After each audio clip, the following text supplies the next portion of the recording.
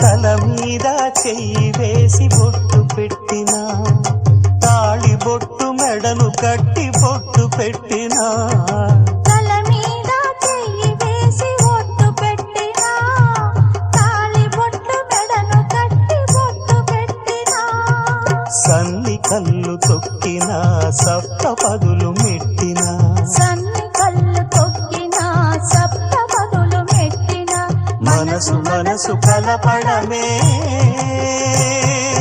మంత్రం పరమార్థం.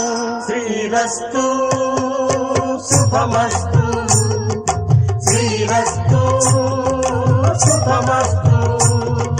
శ్రీకారం చుట్టుకుంది పెళ్లి పుస్తకం, ఇక ఆకారం దాచుతుంది కొత్త జీవితం.